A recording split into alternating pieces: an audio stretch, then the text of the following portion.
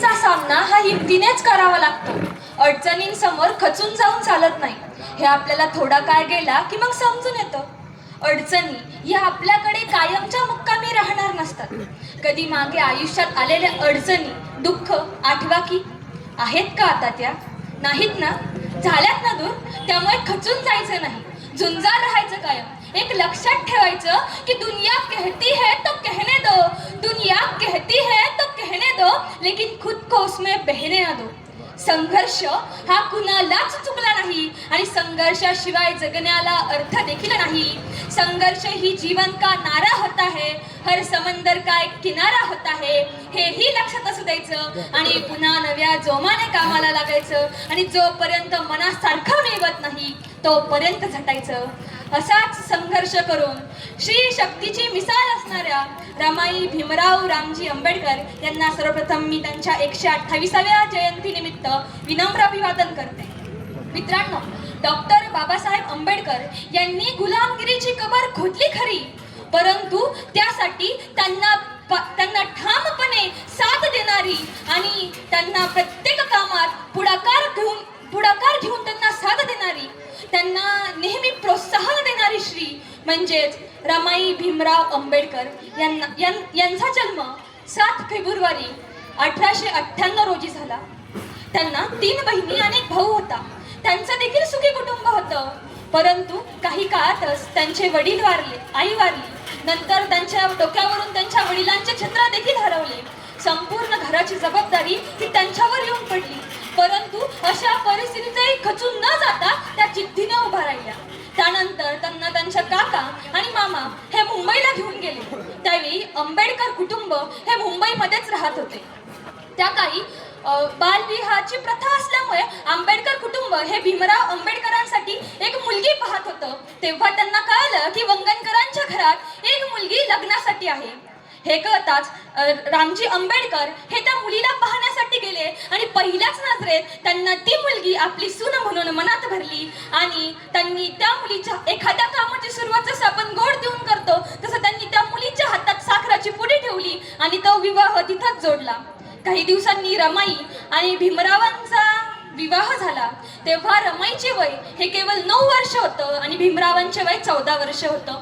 रमाई अगदी का सुसंस्कृत घरच्या व्यक्तीप्रमाणे भीमरावांचं घर सांभाळू लागल्या. अगदी समजूतदारपणे त्यांचं पूर्ण घरावर त्यांनी प्रेम केलं आणि भीमरावांना साथ दिली. काही दिवसानंतर भीमराव हे उच्च शिक्षण घेण्यासाठी परदेशात गेले. त्यानंतर देखील रमाईंनी संपूर्ण घराची जबाबदारी सांभाळली. या काळात त्यांच्या वडिलांची आई वारली, भीमरावांचा भाऊ वारला, स्वतःच्या मुलं देखील वारली. परंतु रमाईंनी हे सर्व दुःखाचं डोंगर स्वतःच्या अंगावर घेतलं. भीमरावांनी याच्याबद्दल काहीही माहिती होऊन दिली नाही, कारण आपल्या नवऱ्याच्या अभ्यासामध्ये व्यत्यय येऊ नये हे त्यांना वाटत होतं. खरं तर नंतर त्यांची आर्थिक स्थितीही ढासळू लागली. आंबेडकरांच्या मित्रपरिवारांनी त्यांना आर्थिकदृष्ट्या मदत करण्याचा प्रयत्न केला, परंतु रमाईंनी स्वतःचा स्वाभिमान आणि नवऱ्याचा स्वाभिमान जिवंत ठेवला आणि आर्थिक मदत घेण्यास सख्तपणे नकार दिला. त्या स्वतः गौऱ्या विकून पैसे कमवू लागल्या. खरं तर गावामध्ये इज्जत जाऊ नये की एका बॅरिस्टरची बायको गौऱ्या विकून तिचं घर चालवतीये, त्यामुळे त्या सकाळी उठून आणि रात्री 8 नंतर गौऱ्या विकू लागल्या. परंतु त्यांनी स्वतःचा स्वाभिमान गहाण ठेवला नाही, हे आजच्या पिढीला सांगण्यासारखं आहे. खरं तर जेव्हा भीमराव हे उच्च विद्याविभूषित होऊन भारतात आले तेव्हा मुंबईमध्ये त्यांचा मोठा सत्कार ठेवला होता. तेव्हा रमाईकडे साधी साडी सुद्धा घालण्यासारखी नव्हती. तेव्हा भीमरावांचा सत्कार करण्यासाठी शाहू महाराजांना जो फेटा दिला होता ते घालून रमाई त्या सत्कार समारंभासाठी गेल्या. परंतु स्वतःच्या नवऱ्याचा सत्कार समारंभ असतानाही स्टेजच्या कोपऱ्यात उभे असणाऱ्या रमाई भीमाने जेव्हा बघितल्या तेव्हा त्यांना एकच प्रश्न विचारला, अगं तू अशी कोपऱ्यात का उभी आहेस? तेव्हा रमाईचं वाक्य होतं की हा समाज तुम्हाला भेटण्यासाठी आलेला आहे. आता या समाजाला तुमची गरज आहे. तुम्ही तर माझे पती आहात, मी तुम्हाला कधीही भेटू शकते, पण तुम्ही आता या समाजाला भेटणं गरजेचं आहे. यावरून आपल्याला हे लक्षात येतं की रमाईंनी नेहमी स्वतःपेक्षा जास्त स्थान हे आपल्या समाजाला दिलं, आपल्या लोकांना दिलं. काही दिवसानंतर आंबेडकर हे एका कामासाठी परदेशात गेले असताना रमाई या आंबेडकरांच्या मित्राच्या कुटुंबाकडे जाऊन राहू लागल्या. त्या काही एक शेजारी वसतिगृह होतं आणि खरं तर रमाईंचा स्वभाव म्हणजे प्रेमळ आणि खूप प्रेमळ होता. त्यामुळे मुलांना त्यांचा लगेच लगाव लागायचा. त्यामुळे जे शेजारी वसतिगृह होतं तिथले मुलं दररोज रमाईंकडे खेळण्यासाठी येत असत. रमाईंनाही त्यांच्या सहवासाची आता सवय झाली होती. 2-3 दिवस झाले वसतिगृहातील विद्यार्थी रमाईंकडे आले नाही. रमाईंना राहावं ना, त्यांनी न राहून त्या वसतिगृहाच्या मालकाला विचारलं, अरे ते मुलं माझ्याकडे का आले नाही? तेव्हा वसतिगृहाचा मालक म्हटला की माझ्या वसतिगृहाला अनुदान प्राप्त नाहीये, विद्यार्थ्यांच्या खाण्याची सोय होत नाही, सगळे पैसे संपले आहेत. तेव्हा कुठलाही पुढचा मागचा विचार न करता स्वतःच्या हातात घातलेल्या सोन्याच्या बांगड्या काढून त्या वसतिगृहाच्या मालकाच्या हातात ठेवल्या आणि सांगितलं की अगोदर जा आणि या मुलांना जेवायला घेऊन या. आणि मित्रांनो, जेव्हा जेवण आलं तेव्हा रमाईंच्या चेहऱ्यावरचा आनंद हा बघण्यासारखाच होता. खरं तर आपल्या नवऱ्याला प्रत्येक प्रतिकूल परिस्थितीत साथ देणारी अशी श्री एक खरंच नारी शक्ती होती. शेवटी मी आंबेडकरांबद्दल बोलू इच्छिते. त्यासाठी मी उदाहरण सांगते. असाच एका शाळेत चित्रकलेचा तास सुरू असतो. शिक्षक मुलांना हवं ते चित्र काढून त्याखाली नाव द्यायला सांगतात. वर्गातील कोणी चिमणी काढतं त्याला कावळा नाव देतं, कोणी बदक काढतं त्याला मोर नाव देतं. परंतु मागच्या तासावर बसलेल्या एका फाटक्या कप्प्यातील मुलानं एका माणसाचं चित्र काढलेलं असतं आणि त्याला गरुड नाव दिलेलं असतं. गुरुजींना कुतूहल वाटतं. गुरुजी त्या मुलाकडे जातात आणि त्याला विचारतात, अरे बाळा, तू असं का केलंस? तेव्हा तो मुलगा खूप सुंदर उत्तर देतो. तो म्हणतो की गुरुजी गरुडाला पंख असतात म्हणून तो उंच गगन भरारी घेऊ शकतो.